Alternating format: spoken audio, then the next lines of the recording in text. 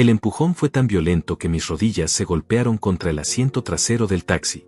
Carlos cerró la puerta con tanta fuerza que el vidrio tembló, y por un momento pensé que se rompería. «Llévelo a ese asilo en el interior y déjelo ahí», le gritó al conductor, su voz cargada de desprecio. «No me importa lo que tenga que hacer, pero no quiero volver a verlo». Mis manos temblaban mientras me aferraba al respaldo del asiento. A mis 73 años, nunca imaginé que mi propio hijo me trataría como basura de la que necesitaba deshacerse. El conductor, un hombre de mediana edad con canas en las sienes, me miró por el espejo retrovisor. Había algo en sus ojos, una expresión que no pude descifrar en ese momento de terror y humillación. «¿Escuchó lo que le dije?», rugió Carlos, golpeando el techo del auto. «Muévase ya, que tengo cosas importantes que hacer». El dinero cambió de manos rápidamente, billetes arrugados que mi hijo lanzó por la ventanilla como si estuviera pagando por deshacerse de un animal molesto. Cuando el taxi comenzó a moverse, vi por la ventana trasera como Carlos se alejaba sin siquiera voltear. Sus pasos eran decididos, casi alegres, como si acabara de resolver el problema más grande de su vida. Mi corazón se partió en 1000 pedazos. Este era el mismo niño al que había cuidado cuando tenía fiebre, al que había llevado en mis hombros cuando sus piernas pequeñas se cansaban de caminar. El conductor no había dicho una sola palabra desde que partimos. Sus ojos seguían observándome por el espejo, y yo podía sentir que algo estaba cambiando en el ambiente del taxi. No era la resignación que esperaba sentir camino a mi destino final, sino una tensión extraña, como si el aire mismo estuviera cargado de electricidad. «Señor», murmuré con la voz quebrada. «Por favor, no me haga esto. Tengo dinero ahorrado en casa, puedo pagarle más de lo que mi hijo le dio». Mis palabras salían entrecortadas, desesperadas. «No tengo a dónde ir, no tengo a nadie más». Fue entonces cuando el conductor detuvo el auto en el arcén de la carretera. Mi corazón se detuvo. Pensé que me bajaría allí mismo, en medio de la nada, para cumplir las órdenes de Carlos de la manera más cruel posible. Pero cuando se volteó para mirarme, sus ojos estaban llenos de lágrimas. «Doctor Joaquín», susurró con una voz que me resultó vagamente familiar. «Usted no me reconoce, pero yo jamás podría olvidar su rostro. Usted me salvó la vida hace 20 años». El mundo se detuvo. El ruido del tráfico, el sonido del viento, todo se desvaneció mientras miraba fijamente a este hombre que me observaba con una mezcla de dolor y determinación. Había algo en sus facciones, en la forma de sus ojos, que despertaba un recuerdo lejano en mi mente. «Mi nombre es Mauricio», continuó, secándose una lágrima. «Tenía 30 años cuando llegué al hospital con una hemorragia interna después de un accidente. Los otros médicos dijeron que era demasiado tarde, que no valía la pena intentarlo. Pero usted no se rindió. Estuvo 8 horas operándome, y cuando desperté 3 días después, usted seguía ahí, verificando que estuviera bien». Los recuerdos comenzaron a regresar como olas. Mauricio Herrera, el joven mecánico que había llegado desangrándose una madrugada de diciembre. Su esposa Francisca llorando en la sala de espera, embarazada de su primer hijo. La operación más difícil de mi carrera, luchando contra el tiempo mientras la vida de este hombre se escurría entre mis dedos. Usted le dijo a mi esposa que no se preocupara, que haría todo lo posible por traerme de vuelta con ella. Mauricio continuó, su voz ahora más firme. Y cumplió su promesa. Gracias a usted, pude ver nacer a mis 3 hijos, los acompañé a la escuela, los vi graduarse. Toda mi vida, mi familia, todo se lo debo a usted. Las lágrimas corrían por mis mejillas mientras los recuerdos se hacían más claros. Recordé la satisfacción que sentí cuando Mauricio abrió los ojos por primera vez después de la operación, la sonrisa de agradecimiento de Francisca, el abrazo tímido que me dio cuando finalmente pudo ponerse de pie. «Doctor», dijo Mauricio, girándose completamente hacia mí, «su hijo no sabe con quién se metió. Y yo le juro por la vida que usted me devolvió, que no voy a permitir que lo lastimen de esta manera. Ni él ni nadie». Las palabras de Mauricio resonaron en mi pecho como un bálsamo inesperado. Durante los últimos meses, había comenzado a creer que mi vida no había tenido valor, que todos los años dedicados a salvar vidas habían sido un desperdicio. Carlos se había encargado de recordármelo constantemente, especialmente después de que Elena muriera el año pasado. «Eres una carga, viejo», me había dicho apenas la semana anterior, mientras revisaba los papeles de la casa con ojos codiciosos. «¿Para qué quieres seguir viviendo aquí solo? Es una casa demasiado grande para un anciano inútil como tú». Sus palabras habían sido como dagas, pero lo que más me dolía era la frialdad con la que las pronunciaba, como si estuviera hablando de un mueble viejo que había que tirar. Mauricio encendió el motor nuevamente, pero en lugar de continuar hacia el interior, tomó el camino de regreso a la ciudad. Vamos a su casa, doctor. Necesitamos hablar con calma y planear qué vamos a hacer con su hijo. Su determinación me tranquilizó y me asustó a la vez. No estaba acostumbrado a que alguien más luchara por mí. Durante el trayecto, los recuerdos se agolparon en mi mente como fotografías que habían estado guardadas en un cajón polvoriento. Recordé los años dorados de mi carrera como médico en el Hospital General San Rafael. 40 años dedicados a sanar, a consolar, a estar despierto noches enteras cuando la vida de alguien pendía de un hilo.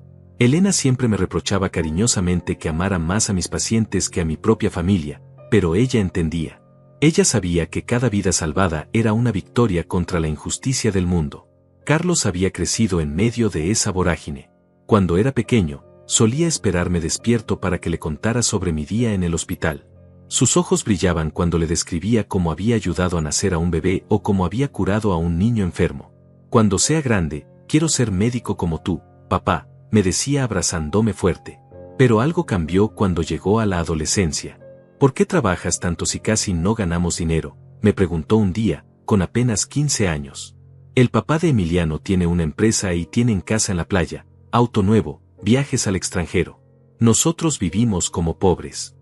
Esa fue la primera grieta en nuestra relación. Intenté explicarle que la medicina no se trataba de dinero, sino de servicio, de propósito, de dejar el mundo un poco mejor de cómo lo encontramos. Pero Carlos ya había decidido que su padre era un fracasado. La universidad fue peor.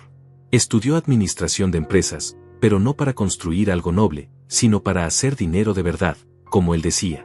Se avergonzaba de presentarme a sus amigos.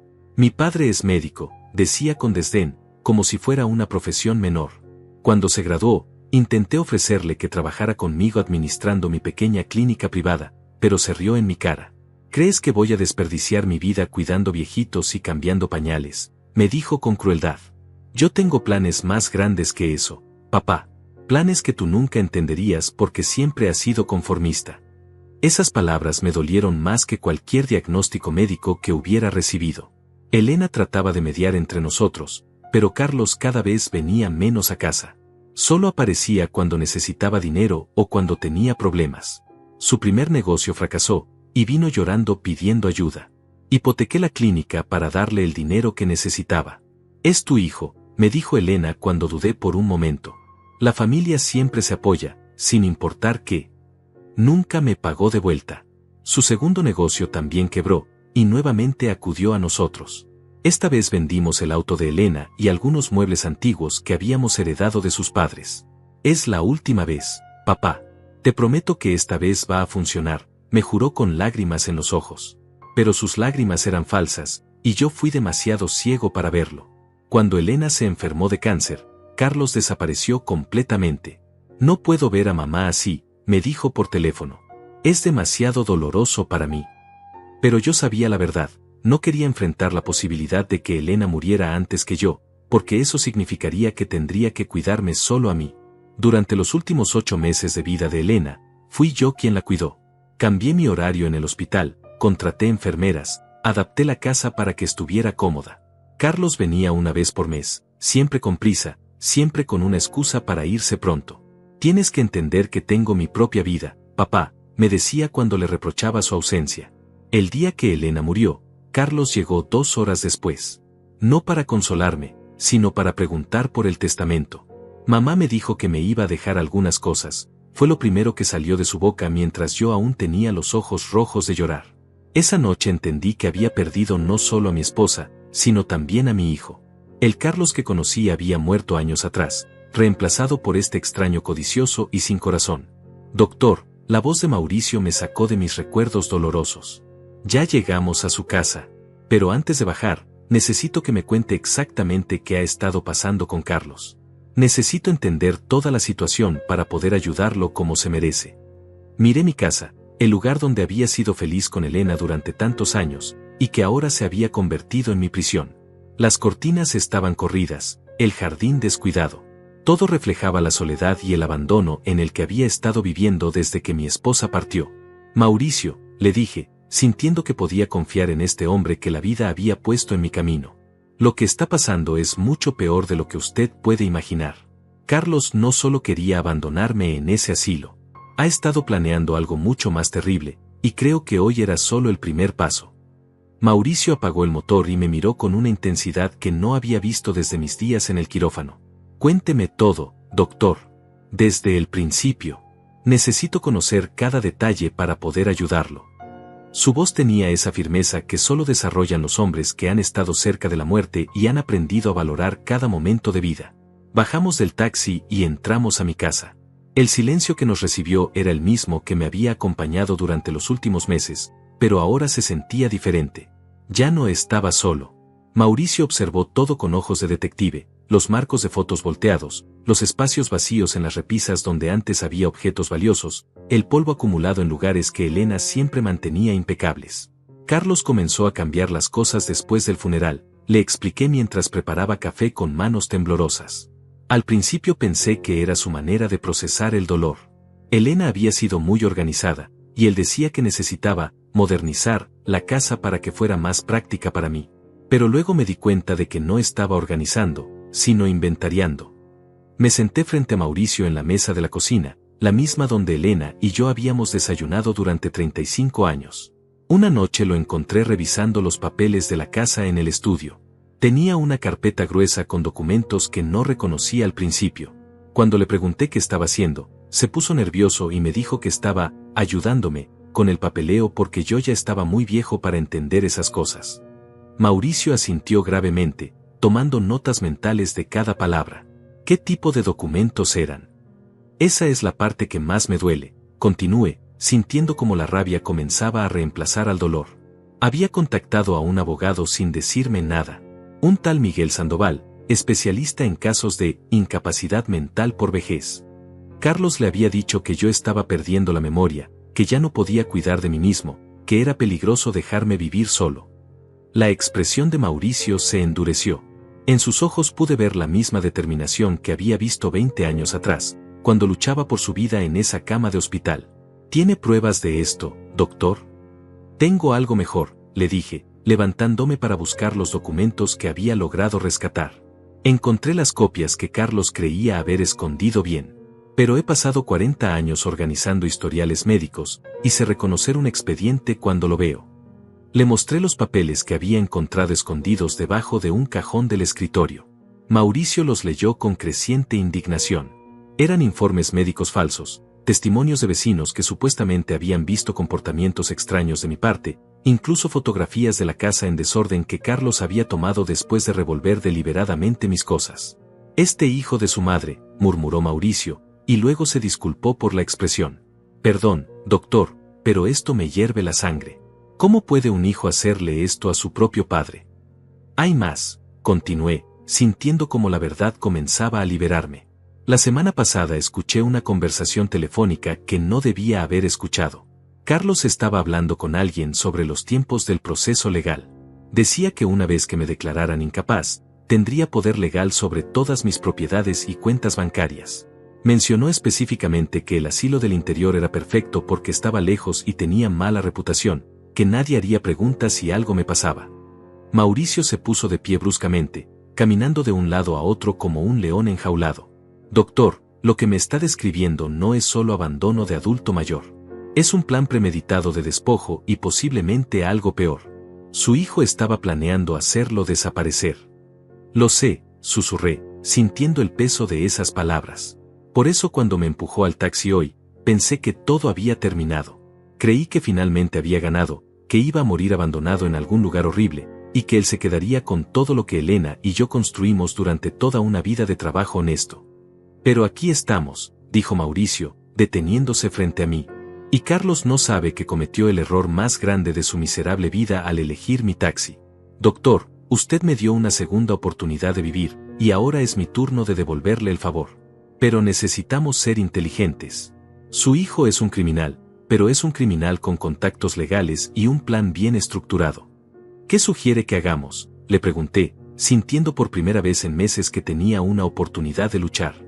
Mauricio sonrió, y en esa sonrisa vi al mismo hombre determinado que había luchado por su vida en mi mesa de operaciones. Vamos a darle a Carlos exactamente lo que se merece. Pero primero, necesitamos reunir más evidencia y conseguir algunos aliados. ¿Tiene algún vecino de confianza? ¿Alguien que haya sido testigo de cómo Carlos lo ha tratado? Francisca, respondí inmediatamente. Francisca Morales, mi vecina de al lado. Ella era muy amiga de Elena, y ha estado preocupada por mí desde el funeral. Ha visto cómo Carlos viene solo a gritar y a llevarse cosas de la casa. Incluso me ofreció quedarme en su casa si alguna vez me sentía inseguro. Perfecto, dijo Mauricio. ¿Y conoce algún abogado honesto? Alguien que no esté en el bolsillo de su hijo. Pensé por un momento. Miguel Torres, un viejo compañero de la universidad. Se especializó en derecho de familia y siempre fue un hombre íntegro. Atendió el testamento de Elena y conoce bien nuestra situación económica. Podría ayudarnos a entender qué opciones legales tenemos. Excelente, Mauricio se frotó las manos. Doctor, vamos a construir un caso sólido contra Carlos. Pero más importante aún, vamos a asegurarnos de que cuando todo esto termine, él nunca más pueda lastimar a nadie de la manera que intentó lastimarlo a usted. En ese momento, mi teléfono sonó. La pantalla mostraba el nombre que menos quería ver, Carlos. Mauricio y yo nos miramos, y él asintió, indicándome que contestara pero que pusiera el altavoz. ¿Papá? La voz de Carlos sonaba falsamente preocupada. ¿Cómo estás? Espero que hayas llegado bien al asilo. Sé que al principio puede ser difícil adaptarse a un lugar nuevo, pero ya verás que es lo mejor para ti. El doctor me dijo que tienes algunos episodios de confusión, y allí van a poder cuidarte mejor de lo que yo podía en casa. Mauricio apretó los puños, pero me hizo una seña para que mantuviera la calma y siguiera el juego. La trampa estaba funcionando perfectamente. Carlos estaba confesando su plan por teléfono, sin saber que cada palabra estaba siendo grabada por el dispositivo que Mauricio había activado silenciosamente. Carlos, logré decir con voz temblorosa, yo no quiero estar aquí. Por favor, ven por mí. Podemos arreglar las cosas, podemos hablar. No, papá, su voz se endureció. Ya tomé la decisión. Es lo mejor para todos. Yo voy a cuidar la casa mientras tú estás allá, y cuando las cosas se arreglen legalmente, podremos ver si hay otras opciones. Pero por ahora, necesitas quedarte ahí y portarte bien. Ah, y no llames a los vecinos ni causes problemas, porque eso solo va a empeorar tu situación. La llamada terminó, y el silencio llenó la cocina. Mauricio me miró con una mezcla de admiración y furia. Doctor, su hijo acaba de darnos todo lo que necesitábamos. Ahora sí vamos a poder destruirlo completamente. La grabación de la llamada telefónica había sido como encontrar la pieza final de un rompecabezas macabro. Mauricio guardó su teléfono con una sonrisa que mezclaba satisfacción y sed de justicia. Con esto tenemos suficiente para empezar, doctor. Pero necesitamos más. Carlos cree que usted está indefenso en ese asilo, así que va a actuar con más descaro. Eso va a ser su perdición. Durante las siguientes 2 horas, desarrollamos un plan que habría hecho sentir orgullosa a Elena por su meticulosidad. Primero, contactamos a Francisca. Mi vecina llegó en menos de 10 minutos, con los ojos rojos de haber estado llorando. Joaquín, gracias a Dios que estás bien, me abrazó fuerte. Vi cuando Carlos te metió a ese taxi como si fueras un criminal. Quise intervenir, pero ese hombre es tan agresivo que me dio miedo. Le contamos todo a Francisca, desde el plan de Carlos hasta el milagroso encuentro con Mauricio. Ella escuchó con creciente indignación, apretando los puños cada vez que mencionábamos una nueva traición de mi hijo. Ese desgraciado, murmuró cuando terminamos. Elena debe estar revolcándose en su tumba. Ella siempre defendía a Carlos, decía que algún día iba a cambiar, que en el fondo era un buen hombre. ¿Usted ha visto algo sospechoso en las últimas semanas, señora Francisca?, preguntó Mauricio, tomando notas en un cuaderno que había encontrado en mi escritorio. Demasiadas cosas, respondió ella, su voz temblando de rabia. Carlos ha venido por las noches cuando cree que nadie lo ve. He visto cómo saca cajas de la casa, como si estuviera vaciándola poco a poco. Ayer mismo vi que cargó lo que parecía ser el televisor nuevo de Elena en la cajuela de su auto. Mauricio y yo intercambiamos miradas significativas. ¿Tiene fotografías, videos, algo que pueda probar eso?, le preguntó Mauricio. Francisca sonrió por primera vez desde que había llegado. Tengo algo mejor. Mi nieto Emiliano me instaló unas cámaras de seguridad el mes pasado porque hubo algunos robos en el barrio. Una de esas cámaras apunta directamente hacia la entrada de la casa de Joaquín. Tengo grabaciones de todo. Era como si el universo finalmente hubiera decidido ponerse de nuestro lado. Fuimos a casa de Francisca y revisamos las grabaciones de las últimas 3 semanas. Lo que vimos me revolvió el estómago, pero al mismo tiempo me llenó de una determinación que no había sentido en años. Carlos no solo había estado robando mis pertenencias, había estado planeando meticulosamente mi desaparición. En las grabaciones podíamos verlo llegar con diferentes personas, un hombre mayor que parecía ser un tasador, una mujer con portapapeles que fotografiaba el exterior de la casa, incluso un sujeto que claramente estaba midiendo las habitaciones desde las ventanas. Carlos estaba catalogando todo como si fuera un inventario de bienes a liquidar. Pero la grabación más perturbadora era de 3 días atrás. Carlos había llegado con el mismo abogado que mencionaba en los documentos falsos, Miguel Sandoval. Los vimos hablando en el jardín delantero, señalando hacia las ventanas de mi habitación. Aunque no podíamos escuchar la conversación, sus gestos eran claros, estaban planeando cada detalle de mi desaparición. Esto es suficiente evidencia para enterrar a Carlos legalmente, dijo Mauricio, pero su expresión mostraba que tenía algo más en mente. Sin embargo, doctor, creo que necesitamos algo más contundente. Algo que no solo lo castigue legalmente, sino que lo marque socialmente para el resto de su vida. ¿Qué está pensando?, le pregunté, aunque por su expresión ya intuía que su plan iba más allá de una simple denuncia. Carlos cree que usted está en el asilo, ¿verdad? Eso significa que probablemente va a regresar esta noche para seguir saqueando la casa. ¿Qué tal si le preparamos una sorpresa que nunca va a olvidar? Francisca se adelantó a mis pensamientos. Podríamos grabar todo. Tener evidencia en video de Carlos robando la casa mientras cree que su padre está abandonado en un asilo. Eso sería devastador para él. Es una buena idea, agregué, sintiendo como la adrenalina comenzaba a correr por mis venas como en mis mejores días en el quirófano. Pero hay algo que me preocupa. Carlos no es tonto. Si ve luces encendidas o movimiento en la casa, va a sospechar. Mauricio sonrió con malicia. Por eso vamos a darle exactamente lo que espera ver, una casa vacía y abandonada. Pero vamos a estar esperándolo desde adentro. Y cuando entre a robar, va a llevarse la sorpresa de su vida. Pasamos el resto de la tarde preparando la trampa. Contactamos a Miguel Torres, mi viejo amigo abogado, quien se mostró horrorizado cuando le contamos la situación. Joaquín, esto es intento de fraude, abandono de adulto mayor y probablemente conspiración criminal. Carlos podría enfrentar varios años de prisión si podemos probar todo esto. Miguel nos ayudó a entender nuestros derechos legales y nos aseguró que las grabaciones que habíamos obtenido eran admisibles en corte. También nos explicó que si lográbamos grabar a Carlos en el acto de robar la casa, tendríamos un caso hermético que ningún abogado corrupto podría defender. Cuando oscureció, implementamos nuestro plan. Francisca se quedó en su casa, monitoreando las cámaras de seguridad para avisarnos cuando Carlos llegara. Mauricio y yo nos escondimos en el estudio de mi casa, con las luces apagadas y cortinas cerradas para que pareciera completamente deshabitada. Doctor, me susurró Mauricio mientras esperábamos en la oscuridad, quiero que sepa que esto que estamos haciendo va más allá de la justicia. Esto es sobre dignidad, sobre demostrar que los adultos mayores no son objetos desechables que los hijos pueden manipular a su antojo. Sus palabras me llegaron al corazón. Durante meses había comenzado a creer que tal vez Carlos tenía razón, que tal vez yo era una carga inútil. Pero ahora, escondido en mi propia casa esperando enfrentar a mi hijo ladrón, me sentía más vivo de lo que me había sentido desde la muerte de Elena. A las 9:15, el teléfono de Mauricio vibró silenciosamente. Era un mensaje de Francisca, ya llegó. Viene con otro hombre. Van hacia la puerta trasera. Mi corazón comenzó a latir tan fuerte que temí que Carlos pudiera escucharlo desde afuera. Escuchamos el sonido inconfundible de una llave girando en la cerradura trasera. Carlos había conservado su copia de las llaves, obviamente para facilitar sus robos nocturnos.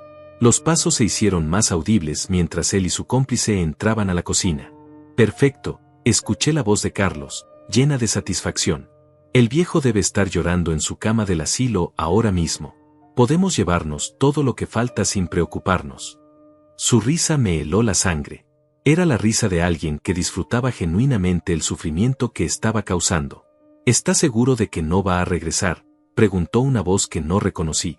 ¿Regresar? Carlos se rió más fuerte. ¿Cómo? No tiene dinero, no tiene auto, no tiene a nadie que lo ayude. Además, para mañana en la tarde voy a tener la orden judicial que me da control total sobre sus bienes. El viejo está acabado, y ni siquiera se dio cuenta de que lo planeé todo desde el día que murió mi madre. Mauricio me apretó el hombro, recordándome que mantuviera la calma. Pero escuchar a Carlos hablar de la muerte de Elena como si hubiera sido una oportunidad de negocio me llenó de una furia que no había sentido jamás. Este no era mi hijo. Este era un extraño que había usurpado el cuerpo del niño que alguna vez amé. Los pasos se acercaron al estudio donde estábamos escondidos. Era hora de enfrentar al monstruo en el que se había convertido mi hijo. La puerta del estudio se abrió lentamente, y la silueta de Carlos se recortó contra la luz tenue del pasillo. Llevaba una linterna en una mano y lo que parecía ser una lista en la otra. Su cómplice, un hombre corpulento que no reconocí, cargaba cajas vacías y bolsas de basura. Este es el estudio donde el viejo guardaba todos sus papeles importantes, murmuró Carlos, dirigiendo la luz de la linterna hacia el escritorio donde Mauricio y yo nos habíamos escondido minutos antes. Aquí debe estar la caja fuerte que nunca pudo abrir. Y también sus diplomas médicos, que pueden valer algo para un coleccionista. Mauricio había colocado estratégicamente su teléfono para grabar todo desde un ángulo perfecto. Cada palabra, cada movimiento de Carlos estaba siendo documentado. Pero lo que más me impactó no fue ver a mi hijo robar, sino escuchar la frialdad con la que hablaba de mí, como si fuera un obstáculo que finalmente había logrado remover. ¿Qué hacemos con las fotografías familiares?, preguntó el cómplice, señalando hacia la repisa donde Elena y yo habíamos colocado décadas de recuerdos. Tíralas todas, respondió Carlos sin dudarlo. No me interesan los sentimentalismos. Solo quiero las cosas que tengan valor real. Tomó el retrato de bodas de Elena y mío, lo miró por un segundo con desprecio, y lo lanzó al suelo. El vidrio se rompió con un sonido que me partió el alma. Esa fue la gota que derramó el vaso. Me incorporé lentamente, ignorando las señas desesperadas de Mauricio para que mantuviera mi posición. «Hola, Carlos», dije con una voz tranquila que no reconocí como mía. El grito que salió de la garganta de mi hijo fue algo entre terror y furia. La linterna se le cayó de las manos, rodando por el suelo y creando sombras danzantes en las paredes. Su cómplice retrocedió hacia la puerta, claramente asustado por la aparición inesperada. «Tú deberías estar en el asilo», tartamudeó Carlos, su cara palideciéndose en la penumbra. ¿Cómo llegaste aquí?» «Sentado en un taxi», respondí, sintiendo una calma extraña apoderándose de mí. «Conducido por un hombre muy interesante. Un hombre al que una vez le salvé la vida, y que resulta que tiene muy buena memoria para las caras». Mauricio salió de su escondite, manteniendo su teléfono en alto para seguir grabando. «Buenas noches, Carlos. Soy Mauricio, su chofer de hoy. Espero que no le moleste que decidiera traer a su padre de vuelta a casa en lugar de abandonarlo en el asilo como usted ordenó». La expresión de Carlos cambió del miedo a la rabia en cuestión de segundos. «Eres un idiota. Te pagué para que te deshicieras de él. Tenías una orden específica». «Ajá», sonrió Mauricio, asegurándose de que la cámara captara cada palabra. «¿Podría repetir eso? Me gustaría estar seguro de que entendí bien. ¿Usted me pagó para que abandonara a su padre en un asilo contra su voluntad?» Carlos se dio cuenta demasiado tarde de lo que acababa de confesar. Sus ojos se fijaron en el teléfono de Mauricio, y la realidad de su situación comenzó a filtrarse en su cerebro. «Tú, estás grabando», susurró. «Efectivamente», confirmé, sintiéndome más fuerte con cada palabra. «Y no es la primera grabación que tenemos de ti, Carlos. Tenemos tu llamada telefónica de esta tarde, donde admitiste que me habías abandonado y que habías planeado todo legalmente. También tenemos videos de todas las veces que has venido a robar la casa durante las últimas semanas». El cómplice de Carlos aprovechó la confusión para escabullirse hacia la puerta. «Yo no sé nada de esto», murmuró mientras se alejaba. «Solo vine a ayudar a cargar unas cosas. No sabía que era robo». Sus pasos se perdieron en la distancia mientras huía de la casa. Carlos se quedó solo, rodeado por las evidencias de sus crímenes, las cajas que había traído para saquear mis pertenencias, los documentos falsos esparcidos por el escritorio, y el retrato roto de sus padres a sus pies. Por primera vez en años, lo vi realmente vulnerable, sin máscaras ni excusas. «Papá», comenzó, intentando cambiar su tono a uno más suplicante. «Puedes malinterpretar las cosas. Yo solo estaba tratando de ayudarte. El asilo era para tu propio bien, y estas cosas, estaba guardándolas para que no se perdieran mientras tú estabas allá». «¿En serio, Carlos?», le pregunté, sintiendo como décadas de dolor y decepción se convertían en una fuerza imparable. ¿Esa es la historia que vas a contar? Porque tengo aquí los documentos donde planeas declararme mentalmente incapaz. Tengo las facturas del abogado corrupto que contrataste. Tengo fotografías de ti tasando mi casa como si ya fuera tuya. Mauricio se acercó más, asegurándose de capturar la reacción de Carlos desde todos los ángulos. También tenemos testimonio de los vecinos que han visto sus visitas nocturnas, señor Carlos. Y tenemos las grabaciones de las cámaras de seguridad que muestran cómo ha estado vaciando esta casa sistemáticamente durante semanas. Esto es una trampa, rugió Carlos, recuperando algo de su agresividad habitual. Ustedes me tendieron una trampa. Esto no va a sostenerse en ningún tribunal. ¿Una trampa? Me reí, sorprendiéndome de lo amarga que sonó mi propia risa. Carlos, lo único que hicimos fue darte la oportunidad de mostrar quién eres realmente. Nadie te obligó a robar. Nadie te obligó a planear mi desaparición. Nadie te obligó a confesar tus crímenes en cámara. Todo esto salió de tu propio corazón podrido. No me hables así, gritó, dando un paso amenazante hacia mí. Soy tu hijo. Me debes respeto.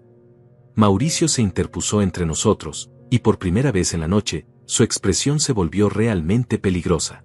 Cuidado con lo que hace, Carlos. Ya tiene suficientes problemas legales sin agregar amenazas físicas a un adulto mayor. ¿Respeto? Repetí la palabra como si fuera veneno en mi boca. Carlos, el respeto se gana. Y tú perdiste mi respeto hace años, cuando decidiste que era más importante el dinero que la familia.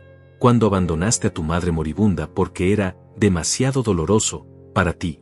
Cuando me trataste como un estorbo en lugar de como el padre que sacrificó todo por darte una buena vida. Yo no pedí nacer, rugió Carlos, mostrando finalmente su verdadera naturaleza.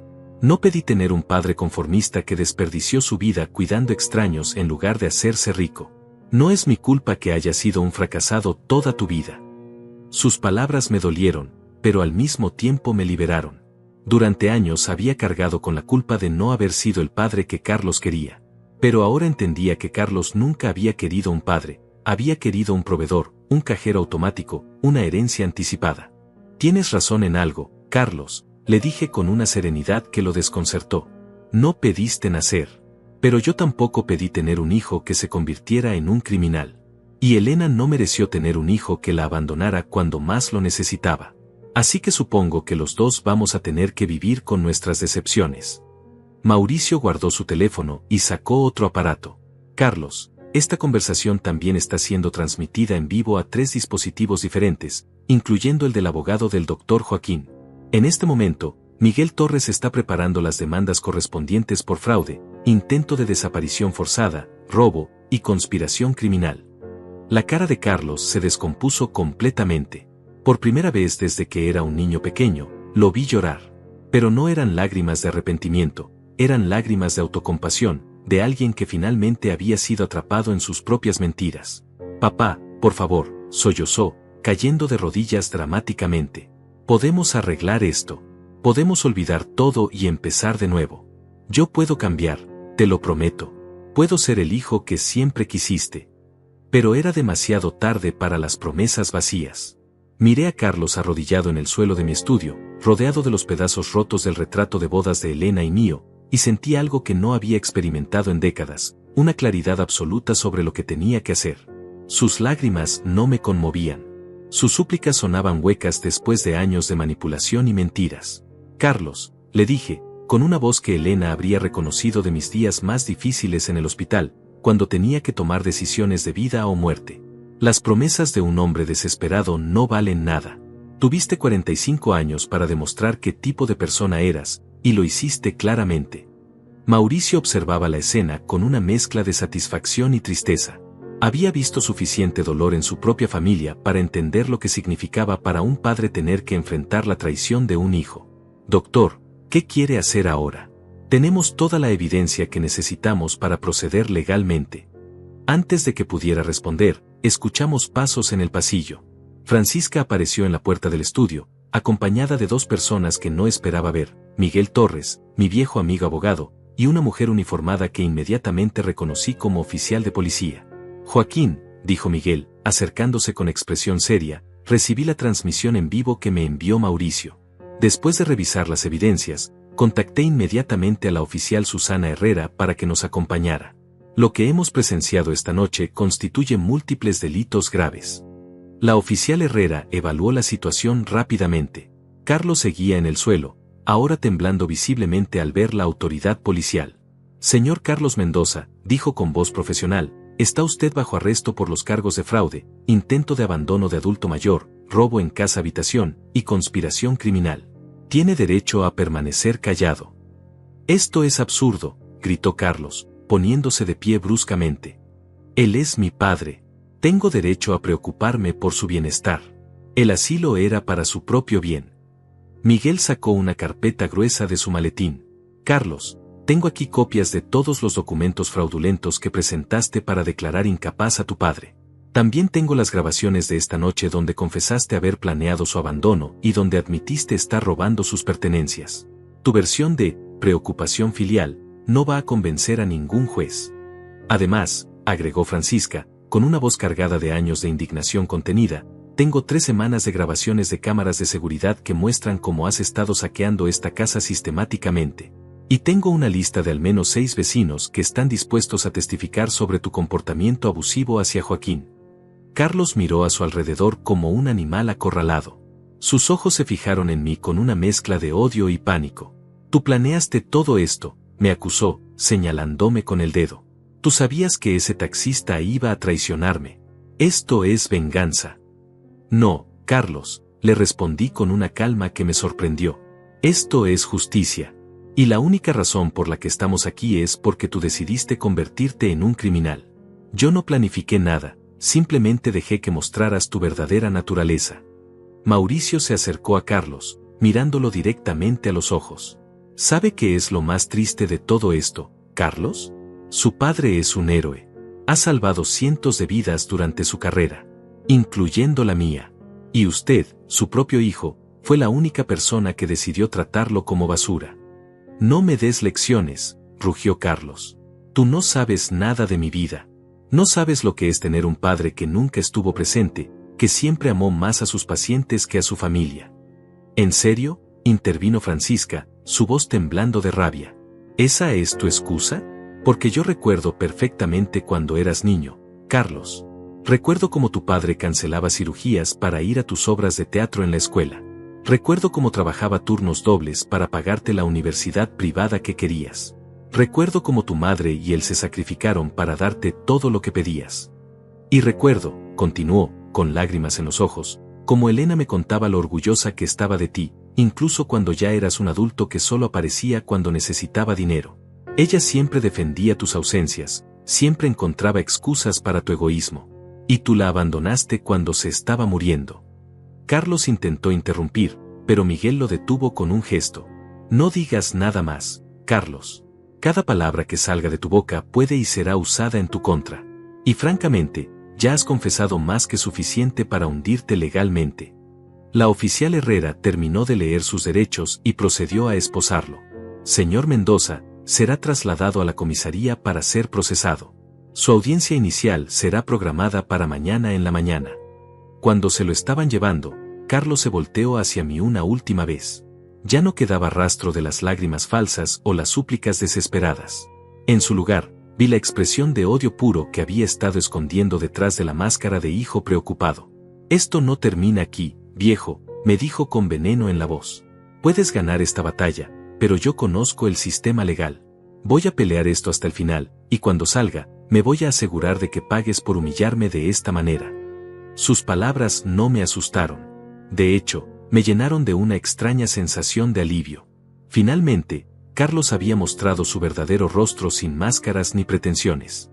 Ya no tenía que cargar con la culpa de preguntarme si había sido un mal padre. Mi hijo simplemente había elegido ser un mal hombre. Carlos, le dije, mirándolo directamente los ojos mientras los oficiales lo escoltaban hacia la puerta, tu madre y yo te amamos incondicionalmente durante 45 años. Te dimos todo lo que pudimos dar, y más. Si eso no fue suficiente para convertirte en una persona decente, entonces nada lo habría sido. El problema nunca fuimos Elena y yo, continué, sintiendo como un peso enorme se levantaba de mis hombros. El problema fuiste tú, y las decisiones que tomaste. Y ahora vas a tener que vivir con las consecuencias de esas decisiones. Carlos forcejeó brevemente con los oficiales, como si quisiera regresar para atacarme físicamente, pero finalmente se dejó llevar. Sus gritos de amenazas y maldiciones se fueron desvaneciendo mientras lo sacaban de la casa. Cuando el sonido de las sirenas de la patrulla se perdió en la distancia, la casa quedó en silencio por primera vez en meses. Pero no era el silencio opresivo de la soledad que había experimentado desde la muerte de Elena. Era un silencio diferente, limpio, lleno de posibilidades. Miguel se acercó y me puso una mano en el hombro. Joaquín, sé que esto debe ser increíblemente doloroso para ti. Perder a un hijo de esta manera. No perdí a un hijo esta noche, Miguel, lo interrumpí, sorprendiéndome de mi propia claridad. Perdí a mi hijo hace años, cuando decidió que el dinero era más importante que la familia. Lo que pasó hoy fue simplemente reconocer una realidad que había estado negando durante demasiado tiempo. Francisca se acercó y me abrazó fuerte. Joaquín, Elena estaría tan orgullosa de ti. Te defendiste, te respetaste, y mostraste que los adultos mayores no somos víctimas indefensas que pueden ser manipuladas por hijos desalmados. Mauricio, que había estado observando todo en silencio, finalmente habló.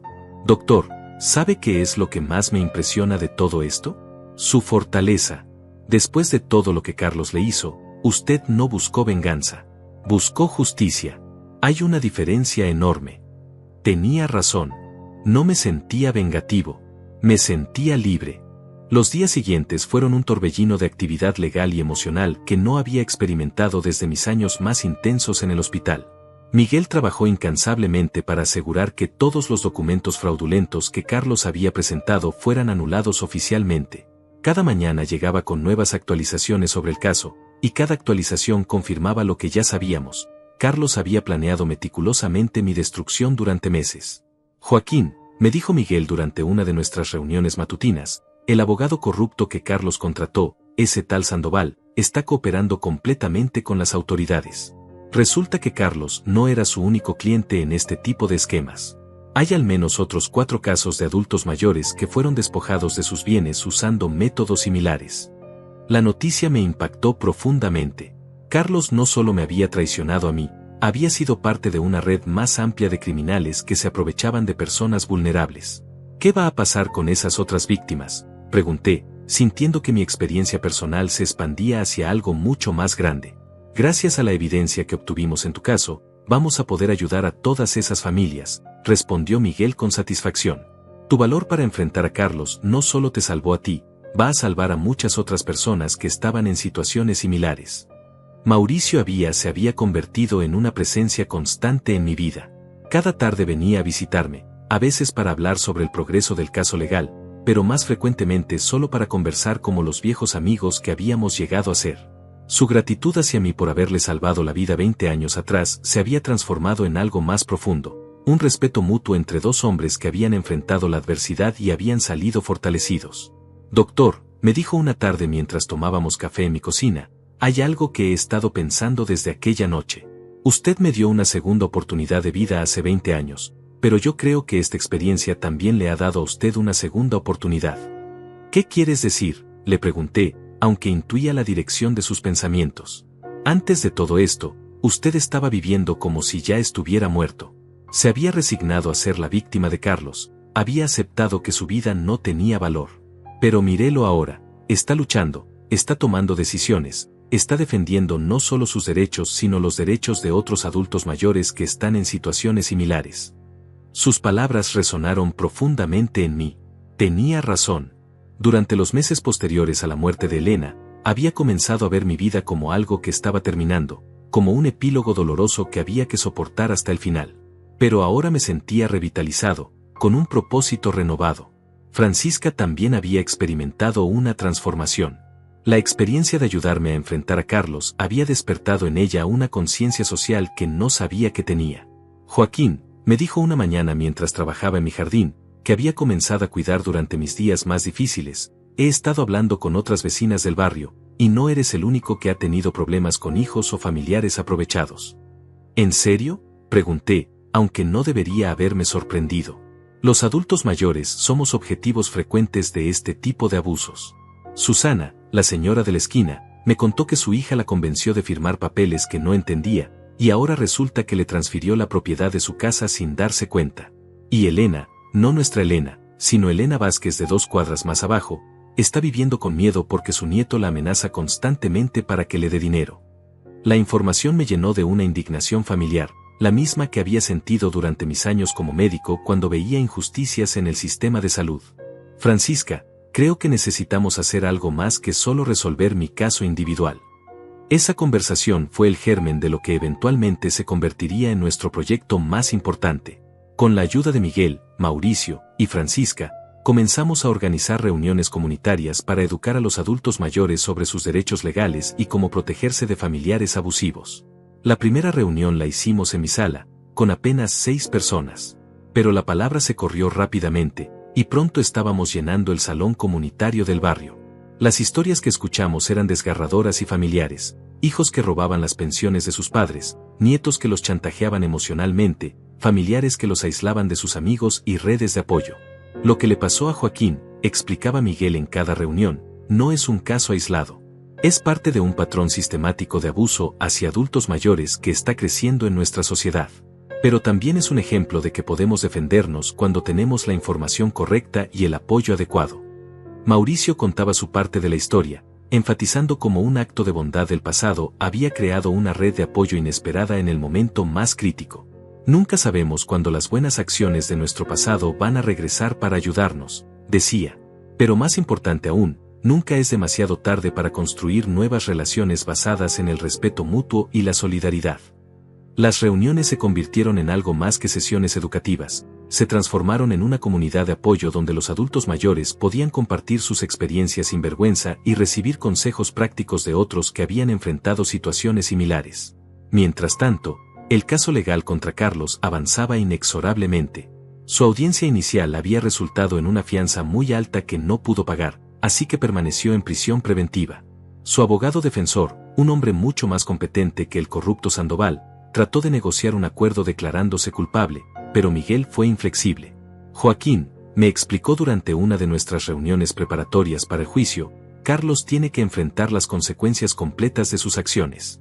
Si le permitimos negociar una sentencia reducida, estaremos enviando el mensaje de que este tipo de crímenes contra adultos mayores no se toman en serio. Además, agregó, mostrándome una pila de cartas que habían llegado de toda la ciudad, tu caso se ha convertido en un símbolo para muchas familias que han enfrentado situaciones similares.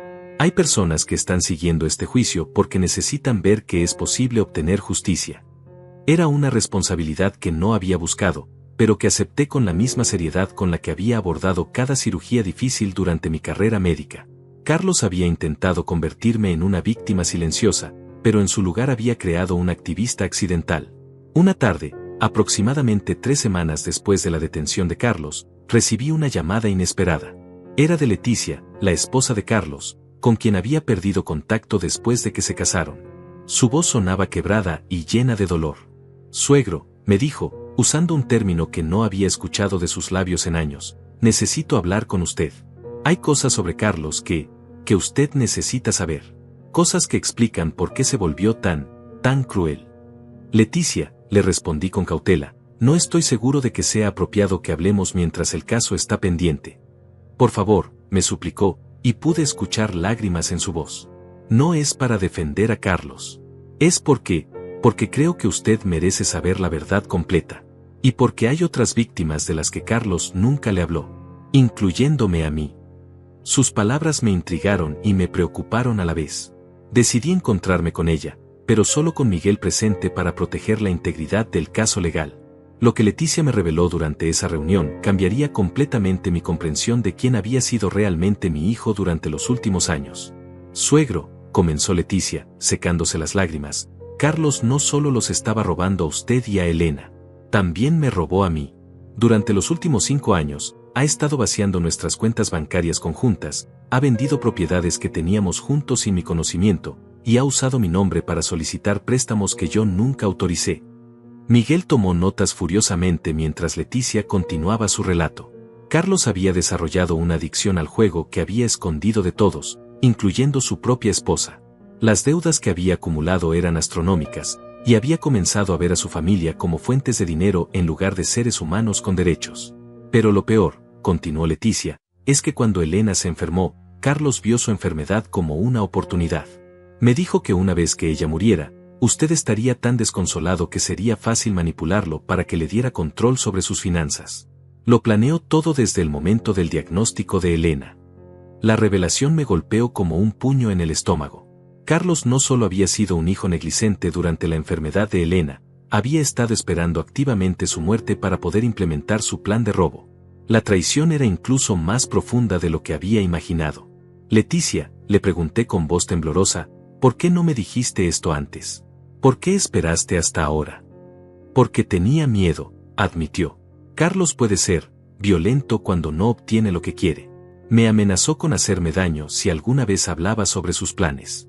Pero cuando lo arrestaron, finalmente me sentí lo suficientemente segura para decir la verdad. Miguel cerró su cuaderno y me miró seriamente. Joaquín, esta información cambia significativamente el caso. Carlos no solo cometió los crímenes que ya conocíamos, también cometió fraude matrimonial, violencia doméstica por amenazas y premeditación criminal. Esto podría resultar en una sentencia de prisión mucho más larga. La información era devastadora, pero también liberadora. Confirmaba que mi decisión de enfrentar a Carlos había sido no solo correcta, sino necesaria.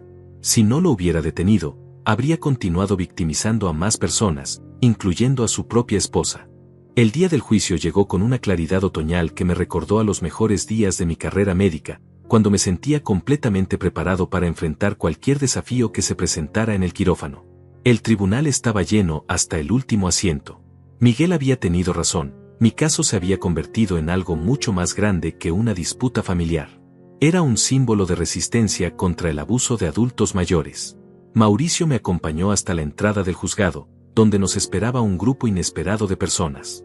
Francisca estaba allí, por supuesto, pero también había al menos 20 vecinos y miembros de nuestro grupo de apoyo comunitario. Algunos sostenían carteles con mensajes como justicia para los adultos mayores y los hijos no son dueños de sus padres. Doctor, me susurró una señora mayor que reconocí de nuestras reuniones, todos estamos aquí por usted. Su valor nos ha inspirado a todos a defendernos. Sus palabras me conmovieron profundamente. Durante meses había creído que estaba completamente solo, y ahora me encontraba rodeado de una comunidad que había surgido de mi decisión de luchar contra Carlos. Cuando entramos al tribunal, vi a Carlos por primera vez desde la noche de su arresto.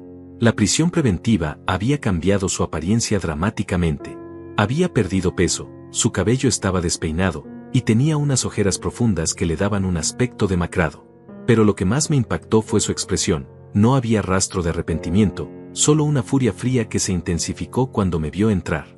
Su abogado defensor, un hombre llamado Emiliano Rivas que tenía reputación de ser hábil pero sin escrúpulos, había construido su estrategia alrededor de la idea de que Carlos era una víctima de las circunstancias. Señorías, dijo en su declaración inicial, mi cliente es un hombre que se encontró en una situación desesperada, tratando de cuidar a un padre anciano que estaba perdiendo sus facultades mentales. Miguel respondió con una precisión quirúrgica que habría hecho sentir orgulloso a cualquier médico. Señorías, la evidencia mostrará que el señor Carlos Mendoza no estaba cuidando a su padre, estaba ejecutando un plan premeditado para despojarlo de su dignidad, sus propiedades, y potencialmente su vida. Este no es un caso de cuidado filial mal entendido. Es un caso de conspiración criminal calculada. El primer testigo fue Leticia. Su testimonio fue devastador para la defensa de Carlos. Con voz firme pero llena de dolor, describió años de manipulación financiera, las amenazas que había recibido, y la conversación específica donde Carlos había expresado su plan de explotar la enfermedad de Elena para acceder a mis bienes. Carlos me dijo textualmente, declaró Leticia, mirando directamente al juez, que los viejos eran como cuentas bancarias con patas, y que era hora de hacer un retiro antes de que el banco quebrara. El impacto de sus palabras resonó por todo el tribunal. Incluso el abogado de Carlos parecía visiblemente incómodo. Cuando le tocó el turno a Emiliano Rivas de interrogar a Leticia, intentó desacreditar su testimonio sugiriendo que estaba mintiendo por despecho marital. No es cierto, señora Mendoza, que usted está testificando contra mi cliente porque está resentida por problemas en su matrimonio. Leticia lo miró con una frialdad que me recordó a Elena en sus mejores momentos. Señor abogado, estoy testificando contra su cliente porque durante 5 años me robó, me amenazó, y me manipuló. Y porque vi cómo planeó hacer lo mismo con un hombre de 73 años que le había dado todo en la vida. Si eso es despecho, entonces culpable. El siguiente testigo fue Francisca, cuyo testimonio sobre las grabaciones de seguridad fue técnicamente sólido pero emocionalmente devastador. Las imágenes de Carlos vaciando sistemáticamente mi casa se proyectaron en una pantalla grande, y el silencio en el tribunal era absoluto. Verlo cargar las pertenencias de Elena mientras creía que yo estaba abandonado en un asilo fue un momento que quebró visiblemente a varios miembros del jurado. Mauricio testificó sobre los eventos de aquella noche crucial, pero también sobre algo que no esperaba, su perspectiva como receptor de mis cuidados médicos 20 años atrás. Su señoría, dijo, dirigiéndose directamente al juez, el doctor Joaquín no solo me salvó la vida cuando era un hombre joven.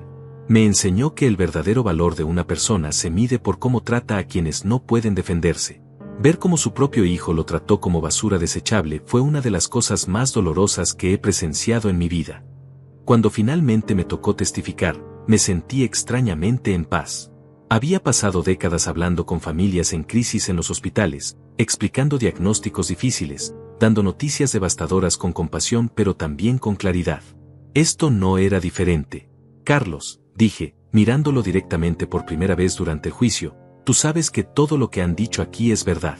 Tú sabes que Elena y yo te dimos todo lo que pudimos dar. Y tú sabes que decidiste convertir nuestro amor en una debilidad que podrías explotar. Su abogado objetó, diciendo que estaba argumentando en lugar de testificar, pero el juez permitió que continuara. Durante 40 años como médico, proseguí, vi a muchas familias enfrentar crisis terribles. Enfermedades, accidentes, muertes inesperadas. Y lo que siempre me impresionó fue cómo las crisis revelaban el verdadero carácter de las personas. Algunas se volvían más fuertes, más unidas, más compasivas. Otras se desmoronaban, mostrando que nunca habían tenido bases sólidas. Carlos, continué, sintiendo que Elena estaba de alguna manera presente en el tribunal, la enfermedad de tu madre y mi vejez no crearon tu crueldad. Solo la revelaron. Siempre estuvo ahí, esperando la oportunidad correcta para manifestarse. El contrainterrogatorio de Emiliano Rivas fue predecible. Intentó pintarme como un anciano confundido que había malinterpretado las buenas intenciones de su hijo. Pero cada pregunta que me hacía me daba otra oportunidad de mostrar que mi mente estaba perfectamente clara y que entendía exactamente lo que había pasado. Doctor Joaquín, me preguntó con condescendencia, ¿no es posible que su edad haya afectado su juicio sobre las intenciones de Carlos?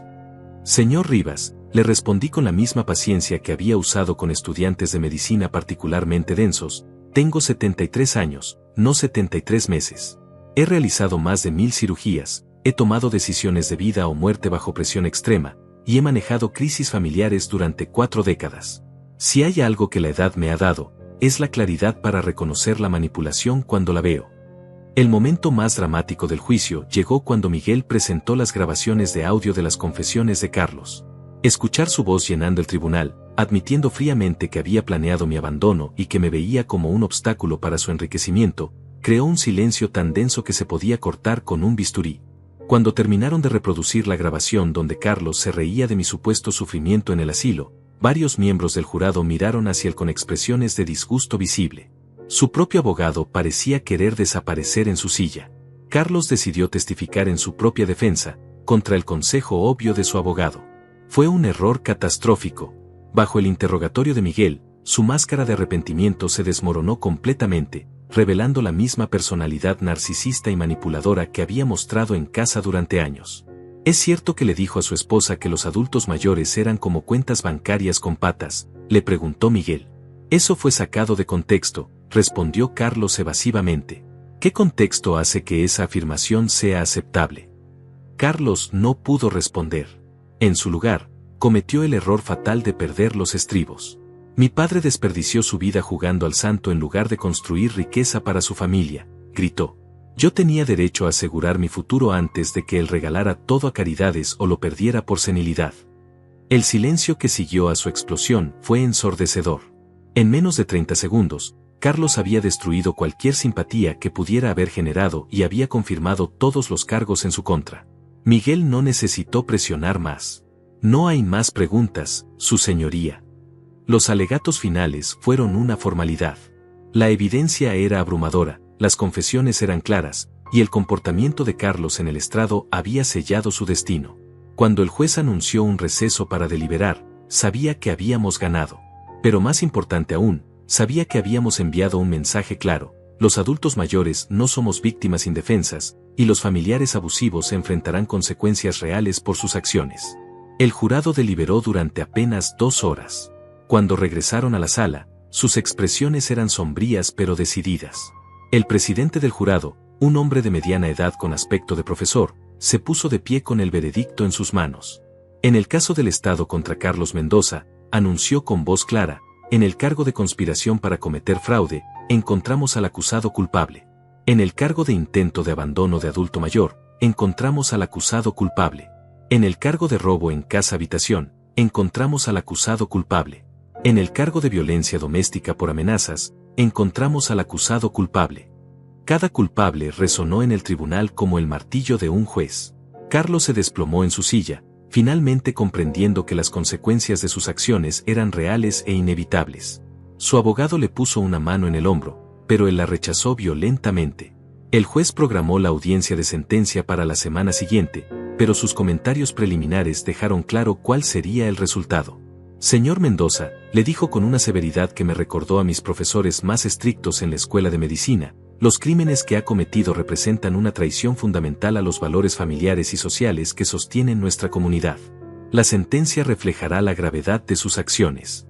Cuando salimos del tribunal, me encontré rodeado por la misma comunidad que me había apoyado durante todo el proceso. Francisca me abrazó con lágrimas de alegría en los ojos. Joaquín, Elena estaría tan orgullosa de ti. Te defendiste tu dignidad, y defendiste a todos nosotros. Mauricio se acercó con una sonrisa que iluminaba toda su cara. Doctor, usted no solo ganó un caso legal hoy. Cambió la vida de muchas personas que estaban viviendo en silencio el mismo abuso que usted sufrió. Tenía razón. Durante las semanas del juicio, habíamos recibido cartas de familias de toda la región que habían comenzado a enfrentar a familiares abusivos después de seguir nuestro caso en las noticias. Miguel se acercó con una expresión de satisfacción profesional mezclada con algo más personal. Joaquín, en 30 años de práctica legal, nunca había visto un caso que tuviera un impacto tan profundo en la comunidad. Has convertido una tragedia personal en una victoria para todos los adultos mayores que se sienten vulnerables. Una semana después, regresamos para la sentencia. Carlos recibió 7 años de prisión, con posibilidad de libertad condicional después de 5 años. Además, fue ordenado a pagar restitución completa por todos los bienes que había robado, tanto de mí como de Leticia. El juez también emitió una orden de restricción permanente que le prohibía contactarme directamente o a través de terceros. Señor Mendoza, dijo el juez antes de dictar la sentencia final, espero que use estos años en prisión para reflexionar sobre las decisiones que lo trajeron aquí. Su padre le dio vida, educación y amor incondicional. Usted respondió con traición, robo y crueldad. Esa es una deuda que ninguna sentencia puede equilibrar completamente. Carlos no mostró emoción alguna cuando escuchó su sentencia.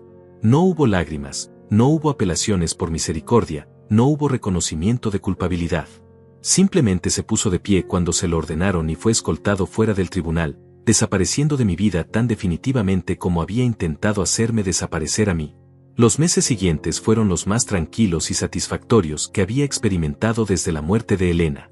Mi casa, que había sido un lugar de tensión y miedo durante tanto tiempo, se convirtió nuevamente en un hogar.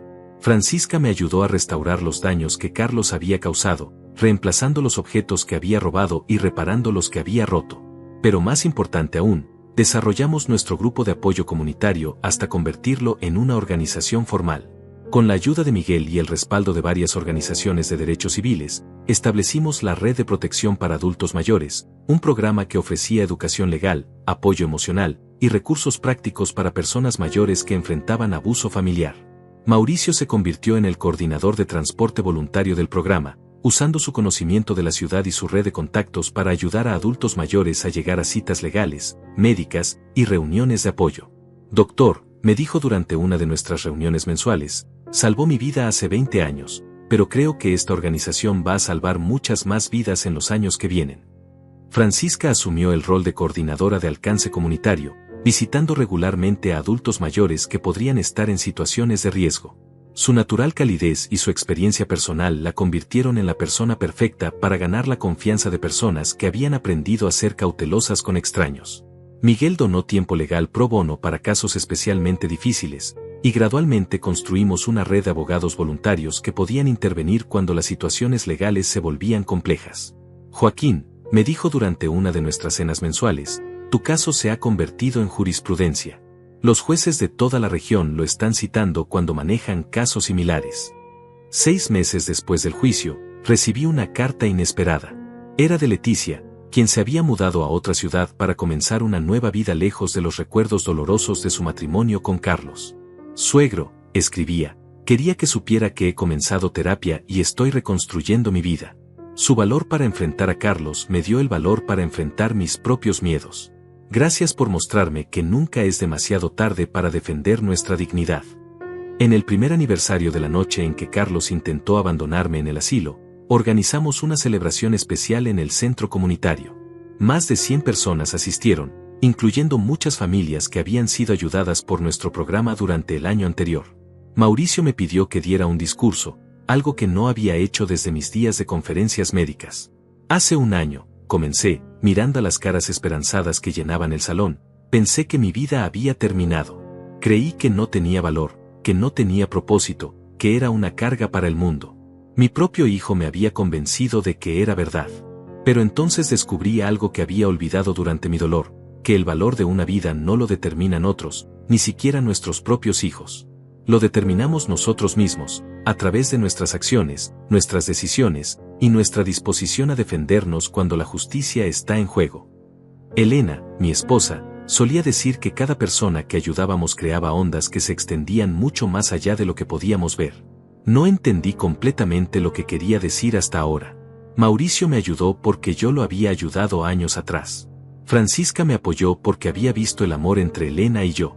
Miguel luchó por mí porque compartíamos valores de justicia que habían sido forjados décadas atrás.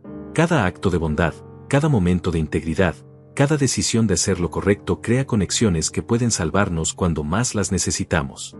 Cuando terminé de hablar, el aplauso fue largo y cálido. Pero lo que más me conmovió fueron las conversaciones individuales que siguieron. Ancianos que habían encontrado el valor para enfrentar a familiares abusivos. Familias que habían aprendido a comunicarse mejor después de participar en nuestros talleres. Jóvenes que habían comenzado a ver a los adultos mayores como fuentes de sabiduría en lugar de cargas. Esa noche, mientras Mauricio me llevaba a casa después de la celebración, reflexioné sobre el extraño giro que había tomado mi vida. Carlos había intentado convertirme en una víctima, pero en su lugar había creado accidentalmente las condiciones para que me convirtiera en un activista. Su traición había revelado una red de apoyo que no sabía que existía. Su crueldad había despertado una compasión comunitaria que ahora se extendía mucho más allá de mi situación personal. Doctor, me dijo Mauricio mientras nos detenía frente a mi casa, ¿alguna vez se arrepiente de haber enfrentado a Carlos? ¿Alguna vez desea que las cosas hubieran sido diferentes? Pensé en su pregunta durante un largo momento, mirando mi casa donde las luces estaban encendidas y las cortinas estaban abiertas, donde Francisca había dejado flores frescas en el jardín y donde mañana recibiría visitantes que venían por consejo, apoyo o simplemente conversación. Mauricio, le respondí finalmente, me duele haber perdido al hijo que creí que tenía. Pero no me arrepiento de haber encontrado al hombre que realmente soy. Carlos intentó robarme mi dignidad, mi casa y mi futuro. En su lugar, me ayudó a descubrir mi propósito, mi comunidad y mi fuerza. No sé si eso cuenta como victoria o como pérdida, pero sé que cuenta como justicia. Esa noche, antes de dormir, saqué la fotografía de boda de Elena y mía que había mandado enmarcar nuevamente después de que Carlos la rompiera. La puse en mi mesa de noche, como había hecho durante 35 años de matrimonio. Elena, le susurré a la fotografía, creo que finalmente entiendo lo que querías decir sobre las ondas. Nuestro amor creó ondas que llegaron hasta Mauricio, hasta Francisca, hasta todos los que ahora forman parte de esta nueva familia que hemos construido. Carlos no pudo destruir eso, porque el amor verdadero es más fuerte que la traición. Me quedé dormido con una sonrisa en los labios, sabiendo que mañana sería otro día lleno de propósito, rodeado de personas que me valoraban no por lo que podía darles, sino por quien había elegido ser. La venganza de Carlos había fallado, pero mi vida había triunfado de maneras que nunca había imaginado posibles. A los 73 años, Había aprendido que nunca es demasiado tarde para una segunda oportunidad, siempre y cuando tengamos el valor de tomarla cuando aparece.